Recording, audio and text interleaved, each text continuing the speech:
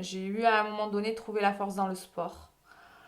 Même si j'ai jamais été une grande sportive initialement, quand je suis arrivée dans la région, je me suis mise au sport.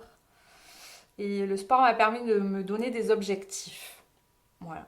Et de faire en sorte de les atteindre pour prouver aux autres que je pouvais y arriver. Même si j'étais pas sportive et fumeuse, j'ai réussi. Et c'était quel sport? La course à pied. La course à pied, j'ai commencé quand je suis arrivée dans la région parce que je connaissais personne et qu'à un moment donné, il fallait bien que j'apprenne à connaître du monde. Donc c'est la maman d'un ami à ma fille qui m'a proposé de m'inscrire dans un club de sport, enfin dans un club de course à pied.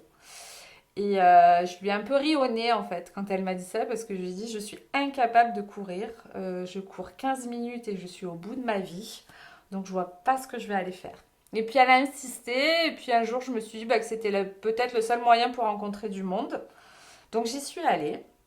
J'ai fait mes premières courses à pied. Voilà, toutes simples, hein, des petites courses à pied, 5 km, 8 km, 13 km. Et j'ai eu mon fils, donc j'ai arrêté la course à pied jusqu'à... Donc je l'ai vu en 2014 et en 2015, au niveau professionnel, c'était pas trop ça. Je savais que je risquais d'avoir un licenciement économique. Donc je m'y suis remise.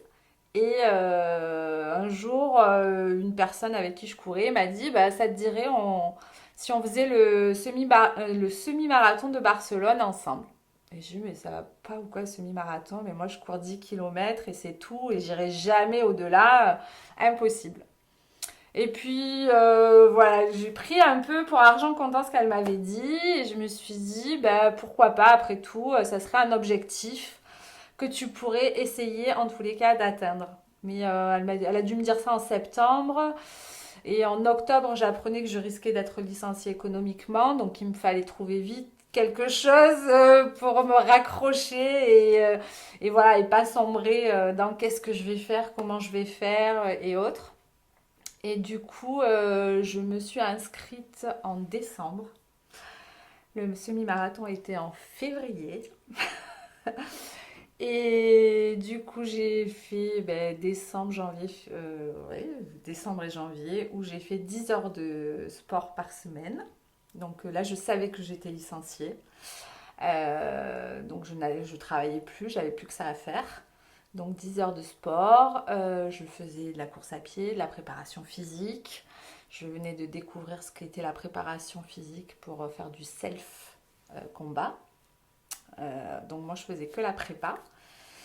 Et puis je suis arrivée au 14 février 2016 à Barcelone avec mon mari, mes enfants qui m'ont accompagnée. Et la personne qui m'avait lancé ce challenge n'était pas là. Voilà. Donc il y avait certains membres du club, mais pas cette personne-là en tous les cas. Et je me suis retrouvée sur la ligne de départ en train de faire mon semi-marathon. Et au 11e ou au 14e kilomètre, j'ai été prise de crampes affreuses. Mais je me disais non, non, non, tu es là, tu as fait venir tes enfants, ton mari est là, tu as fait 2 mois d'entraînement intensif, tu peux pas ne pas y arriver, c'est pas possible, tu peux pas échouer en fait. Donc j'ai fini ma course à pied avec des crampes et je suis arrivée à la ligne d'arrivée. Et là, je crois que ça a été un trop plein d'émotions qui s'est déversé sur moi en voyant mes enfants, mon mari, ma fille qui était en larmes. Mon mari, pareil, avait les larmes aux yeux de voir que, bah oui, celle qui était pas sportive, celle qui fume alors que pour courir c'est un peu moyen quand même, et celle qui traverse une période un peu compliquée, finalement, elle y est arrivée.